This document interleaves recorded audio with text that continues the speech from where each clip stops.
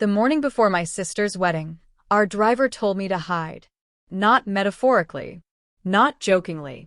He pulled the car over on a quiet stretch of road and said, very calmly, "Lie down on the back seat. Cover yourself with a blanket. You need to hear this." I laughed. My name is Alara. I'm the older sister. The responsible one. The dependable one. The one who paid deposits when my father's business temporarily struggled. I was driving to finalize floral payments for my sister Amaya's wedding. I was exhausted, proud, and completely unaware my life was about to split in half. "I'm not hiding in my own family's car," I told him. Rafik didn't smile. He's been our driver for 11 years. He watched me grow up, drove me to university, picked me up the night my ex left me crying on a sidewalk. "Miss Alara," he said quietly, "please, trust me." Something in his voice wasn't dramatic. It was protective. Reluctantly, irritated, I slid down and pulled the blanket over myself. 30 minutes later, the car stopped outside my parents' house. Doors opened. My father's voice. My sister's laughter. And then, after tomorrow, she won't suspect anything. My name. They said my name. And I stopped breathing. I stayed perfectly still under that blanket. The fabric smelled faintly of leather and Rafik's cologne. My heart was pounding so hard I was terrified they would hear it through the car door. "She transferred the final amount last night," my father said. Casual. Almost bored. "After the wedding, we'll move the accounts." Amaya laughed, that soft, delicate bride laugh she'd perfected over the past year. "I told you she'd do it. Alara has a hero complex. She needs to feel needed." Hero complex. That's what they called it. For context, I funded 70% of this wedding. The venue deposit? Mine. The designer lehenga? Mine. The emergency venue upgrade, when Amaya cried about aesthetics? Mine. I even co-signed a temporary loan for my father's business 3 years ago that I quietly ended up repaying myself. Because that's what older daughters do. We hold the structure up while everyone else decorates it. But this wasn't just about money. 3 months ago, I had asked to see the business statements tied to the loan I repaid. My father brushed it off. After the wedding, he'd said. Every difficult question in this family got postponed until after the wedding. Now I knew why. They'll freeze her access once we transfer ownership. Amaya added lightly. Transfer ownership? My stomach dropped. Transfer ownership of what? And then my fiancé's name entered the conversation. Armin already signed, my father said. Silence. Not from outside the car. From inside my chest. Armin. My fiancé. The man who held my hand when my mother had surgery. The man who said, "You carry too much alone, Alara. Let me help you." Amaya's voice softened. He said, "Once the wedding is done, it'll be cleaner. No drama before mine." Cleaner. Like I was paperwork. I could hear shuffling, car doors closing, footsteps moving away. Rafik didn't start the engine. He knew I needed a second before I could breathe again. Signed what? My mind rewound violently. 2 months ago, Armin had asked me to sign a temporary restructuring document for tax optimization. I trusted him. He worked in finance. He explained it calmly over dinner. I skimmed it. I signed. Because love doesn't expect betrayal in fine print. My father continued, voice lower now. After tomorrow, Alara won't control the company's shares. Armin will. Through Amaya's husband. Everything clicked like a gun being loaded. The loan I repaid. The business I rebuilt during COVID. The shares that were temporarily under my name. They weren't just using me for a wedding. They were stripping me of ownership. And the worst part? They planned to do it the morning after I helped my sister walk down the aisle. I pushed the blanket off. Drive, I told Rafik. My voice didn't shake, but something inside me had just gone cold. The wedding was a masterpiece. Crystal chandeliers. Imported orchids. A string quartet playing softly under gold drapes. Guests kept complimenting my father on how well the family recovered financially. I smiled. I even fixed Amaya's veil before she walked down the aisle. None of this would have happened without you, she whispered. I almost laughed. The real humiliation didn't happen privately. It happened on stage. After the vows. After the applause. When my father tapped his glass and called me forward. Alara, he said warmly into the mic, the backbone of this family. The crowd clapped. He continued, as part of our growth, we're proud to announce that our family business is officially transitioning leadership to the next generation. A screen behind us lit up. Documents. Photos. A smiling picture of Armin signing papers beside my new brother-in-law. Effective immediately, my father said, ownership has been restructured. I hadn't been told. I hadn't been consulted. And then Armin stepped up beside me, put an arm around my waist and whispered, don't make a scene. We'll talk later. The crowd applauded. They thought this was celebration. They didn't see the contract timestamp. Signed 2 days ago. Backdated to my digital signature. That's when I realized. They hadn't just betrayed me. They had forged me into their exit strategy. And they thought I'd stay quiet. I didn't make a scene. That was their first mistake.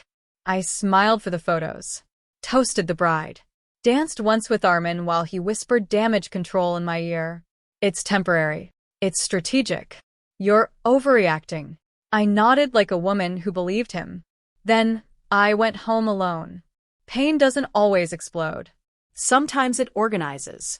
I sat at my dining table at 2:14 a.m., heels kicked off, makeup still on, staring at the digital copies of every document I had ever signed for that company. They thought I skimmed. They forgot who rebuilt their collapsing accounts during lockdown. They forgot who handled vendor negotiations. They forgot who quietly insisted on dual authentication access to every operational account for efficiency. Me. By 3:02 a.m., I wasn't crying anymore. I was mapping. The restructuring gave Armin controlling shares. But operational liquidity, vendor contracts, deferred tax liabilities, those were tied to transitional clauses. Clauses I inserted 3 years ago. Clauses that required my written authorization for transfer of active vendor relationships. No vendors. No supply chain. No product launch next quarter. No valuation. They didn't steal a crown. They stole a shell. And the best part? The announcement had been public, which meant investor confidence now hinged on performance. I picked up my phone and drafted 3 emails. 1 to the top supplier, 1 to the regional distributor, and 1 to the investor Armin was courting. Subject line: regarding structural clarifications before Monday. I wasn't going to scream. I was going to let the architecture collapse. Quietly. On schedule. Monday morning. 9 a.m. Their first official board meeting under new leadership. I wasn't invited. I didn't need to be. At 8:42 a.m., my first email was opened. At 8:47, the supplier replied, "We were unaware of ownership transition. As per Clause 7b, we require confirmation from original signatory before continuing shipment." Clause 7b. My clause. At 8:53, the distributor called Armin. I know because he started texting me. Armin. What did you send them? Armin. Alara, answer me. At 9:02, I forwarded documentation to the investor. Clear. Calm. Professional. Please note, I have not authorized operational transfer. Until due diligence is conducted, liquidity risk remains high. At 9:11, my father called. I let it ring. At 9:14, the investor pulled out of the Monday announcement. At 9:20, shipment was frozen. At 9:27, their valuation dropped before it even stabilized. And at 9:31, my office doorbell rang. Armin. He looked different without a microphone and applause behind him. What are you doing? He demanded. I leaned against my kitchen counter, coffee in hand. I'm protecting my assets. You're sabotaging us. No, I said calmly. I'm exercising the rights you forgot I still have. His jaw tightened. You're going to ruin the family. I smiled. They tried to erase me. Silence stretched between us. Then I said the one thing he wasn't prepared for. I haven't even started yet. And this time, he believed me. They didn't collapse instantly. That would have been merciful. They unraveled. By Wednesday, 3 vendors requested formal clarification. By Thursday, the bank flagged restructuring inconsistencies. By Friday, the investor publicly postponed engagement, pending internal review. Translation? No confidence. My father showed up that evening. Not angry. Desperate.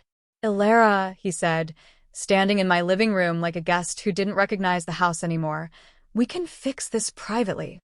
Like you fixed it publicly? I asked. He flinched. Amaya didn't come. She sent a message instead. You're ruining my honeymoon. That one almost made me laugh. Armin tried a different tactic. He came at night. No aggression. No arrogance. Just exhaustion. You're making this bigger than it needs to be, he said quietly. I looked at him for a long time. Did you love me? I asked. Or did you position me? He didn't answer. And that was my closure. By the end of the week, emergency board sessions were called. Legal teams involved. Questions raised about document timing. They didn't realize something crucial. I never accused them. I simply asked for audits. And audits don't scream. They dissect. By Sunday, my father's lawyer reached out. Ms. Ilara, we'd like to discuss settlement. Settlement. Interesting word. Because I wasn't negotiating out of emotion anymore. I was negotiating from leverage. And I had one final move left. One they would never see coming. The settlement meeting was scheduled for Tuesday at noon. Neutral office. Glass walls. Corporate politeness. My father. His lawyer. Armin. And me. They expected numbers. They expected compromise. They expected me to demand my shares back and quietly return to the corner they had assigned me. Instead, I slid a single folder across the table. I'm not here to reclaim control, I said calmly. I'm here to exit. Confusion flickered across their faces. Inside the folder was a buyout proposal. Fair valuation. Clean transfer. Immediate liquidity requirement. And attached, a compliance report I had quietly filed the previous week. Not against them. Against the structural irregularities in the backdated documents. I hadn't accused anyone. I had simply requested formal review from regulatory authorities. If I'm erased from ownership, I continued, my signature cannot appear on transitional authority. If it does, it becomes a legal inquiry. Armin went pale. My father's hand trembled slightly. You would destroy us? He whispered. I met his eyes. No. I'm choosing not to save you. Silence. Then I stood. Approve the buyout by Friday. Or let the audit proceed. By Thursday evening, funds were transferred. I resigned publicly. Investors reframed the narrative. Founder exits amid governance restructuring. Graceful. Clean. Controlled. Amaya texted once. Was it worth it? I didn't reply. Because this was never about revenge. It was about correction. They built a future assuming I would stay small. Instead, I left with capital, reputation intact, and something far more valuable. Clarity. The morning before her wedding, they thought I was hiding under a blanket. They never realized I was listening. And now? I don't fund weddings. I build empires. Alone.